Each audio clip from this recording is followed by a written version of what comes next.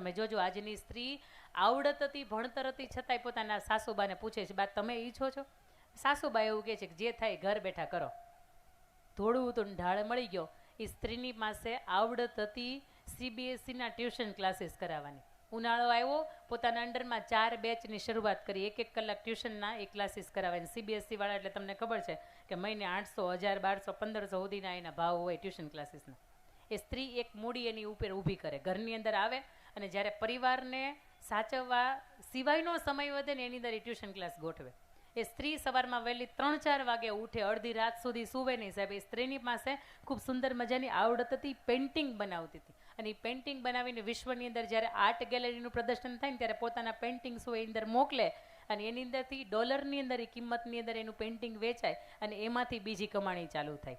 અને સ્ત્રીની પાસે મહેંદીની આવડત હતી, સ્ત્રીની પાસે ગ્રુપિઝમ હતું, જેમ તમારું બાપા સીતારામ મંડળ છે ચાલે છે એવી રીતે, કે એના અંડરમાં એણે ગ્રુપને વાત કરી કે તમારે મહેંદીના ઓર્ડર લેવા હોય ને તો તમારે મને કહેવાનું. એ સ્ત્રીએ પોતાના સોશિયલ મીડિયા ઉપર જાહેરાત કરી કે મહેંદી તમને સસ્તા ભાવે અને શ્રેષ્ઠ મૂકી દેવામાં આવશે.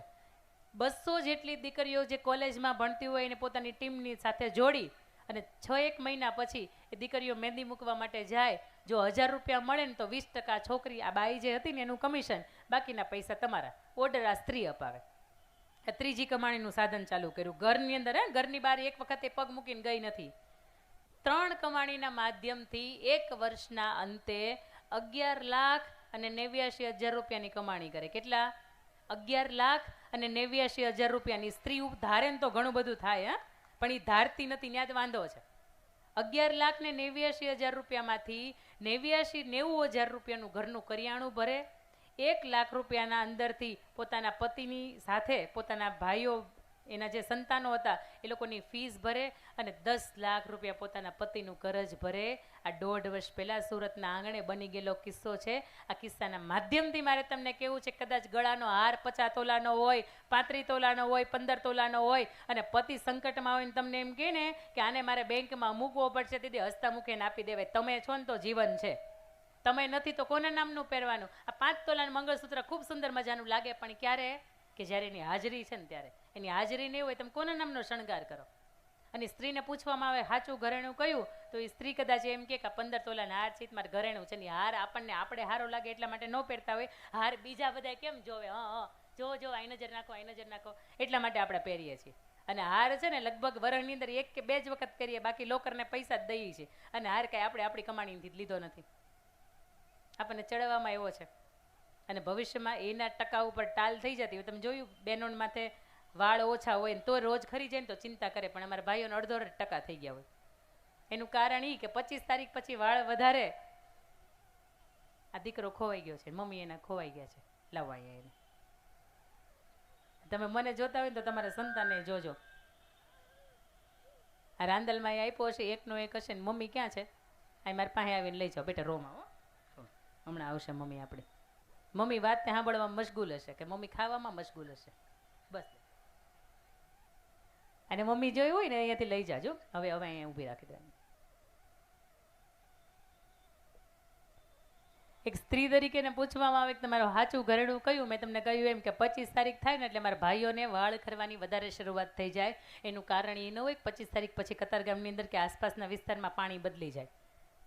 પેલું શેમ્પૂનો ડબ્બો એક જ હોય, છતાંય 25 તારીખ પછી 20 તારીખ પછી વાળ ખરવાની શરૂઆત થાય. એનું કલ્પેશભાઈ એક જ માત્ર કારણ હોય કે અમને હપ્તાની ચિંતા હોય કે ભરશું ક્યાંથી? આ 30 તારીખ આવી ગઈ, 1લી તારીખ આવી ગઈ, 5મી તારીખ આવી ગઈ. અને આપણને એક જ કામ હોય. રિસર્ચ એવું કહે છે કે 1 મિનિટમાં તમે રીલ્સ જોતા હોય ને તો 1 મિનિટમાં તમે 35 વખત આંગળી ફેરવો. કેટલી વખત? કેટલી વખત? હા, રીલ્સ જોવાની ભાઈઓને આદત હશે, પણ કેટલી? સાંજે. આખો દિવસ એનું કામ નહીં હોય. આપણું ધવરમાં ઉઠીએ ત્યારથી છોકરાઓ મમ્મી એમ કહેતા હોય કે મમ્મી હું સ્કૂલેથી આવી ગયો. હા ભાઈ મેં તને જોયો જ છે.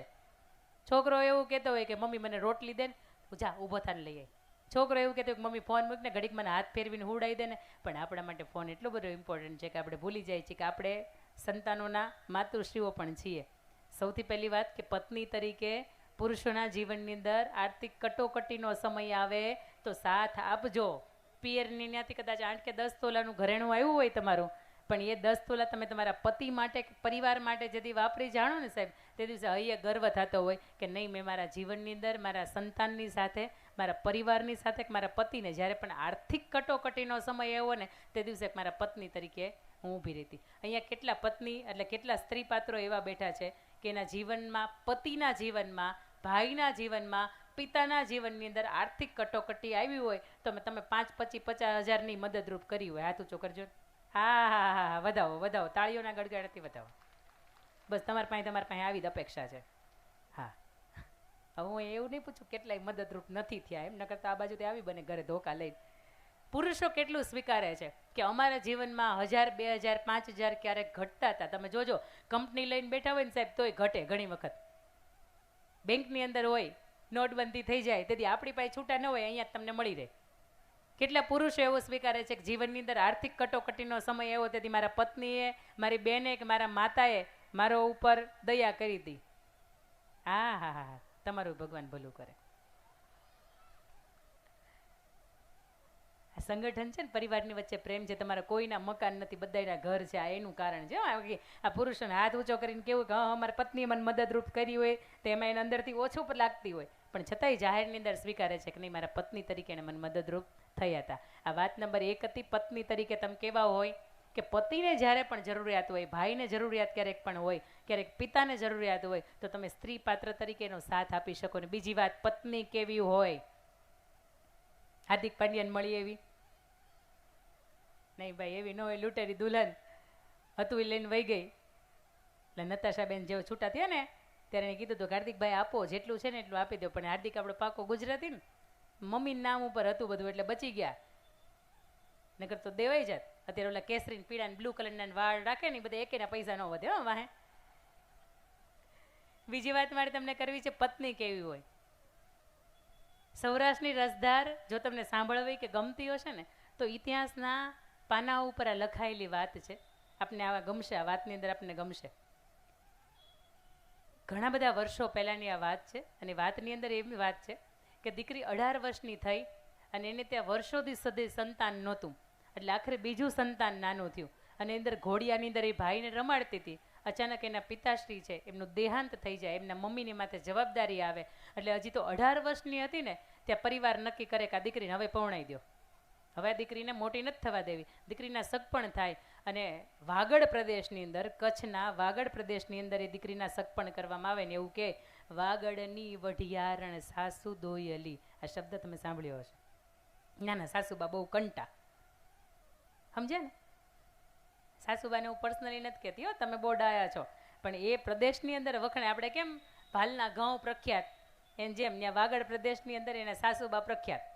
એટલે દીકરીના લગ્ન થયા, ભાઈ ઘોડિયાની અંદર હતો તો હિચકતો હતો, ત્યારથી એ છોડીને ગઈ. એવું કહેવાય કે ઉદરે રહેતા બાપ ગયો, મરણતા મુઈ માં, ઘણ વીતશે હજી ઘણાય પડશે ઘા. ગર્ભની અંદર હોઈએ અને પિતાશ્રીનું મૃત્યુ થાય અને જન્મની સાથે માતાનું મૃત્યુ થાય ને તો જીવનની અંદર કેટલા તાપ આવે, કેટલા ઘા આવે ને સંતાનોને જ ખબર હોય.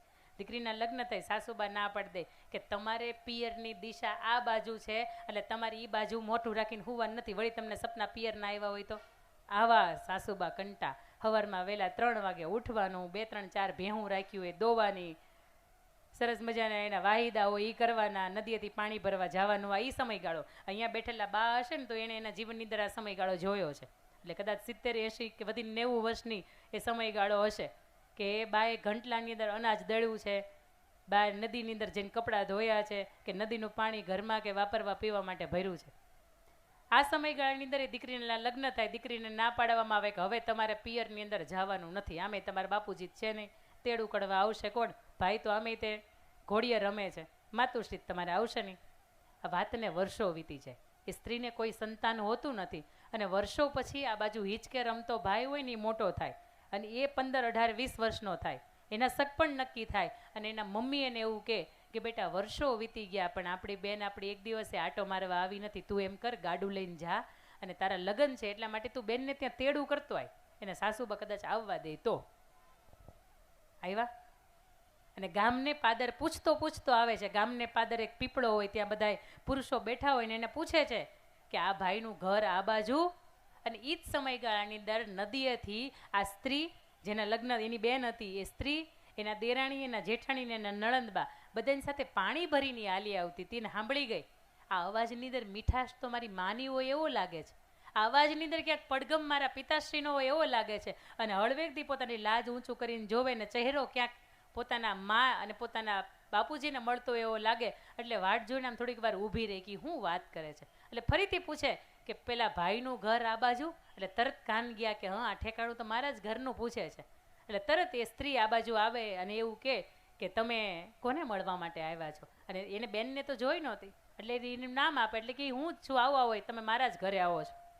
તરત એની સાથે એના નણંદબાઈના જેઠાણી હતા એટલે એવું કે આપણે પારકા પુરુષની સાથે આમ ગામની વચ્ચે વાત ન કરાય, મને પાણી આપજો.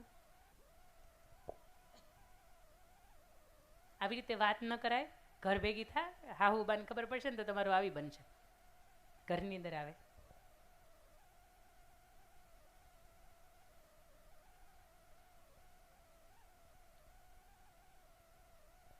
આ બાજુ ઘરની અંદર તૈયારી થાય કે મહેમાન આવ્યા છે, ભાઈને બેસાડવામાં આવે.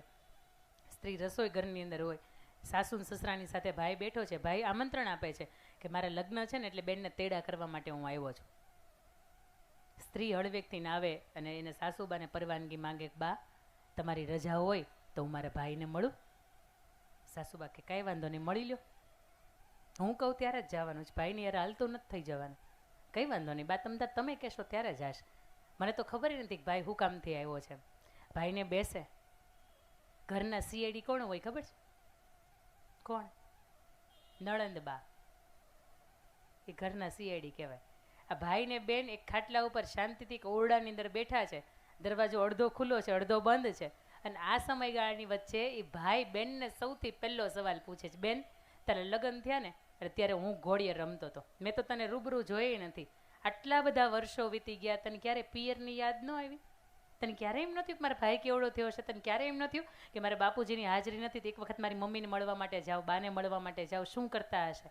એટલે સ્ત્રી વાતને દબાવવા માટે એ એવું નથી કહેતી હે કે મારે હાહુબાઈ ના પાડી છે, મને આવવા નથી દેતા, મારું પિયર આ બાજુની દિશામાં છે ને એ બાજુ ઊંઘવાય નથી દેતા, આવું એ સ્ત્રી નથી બોલતી.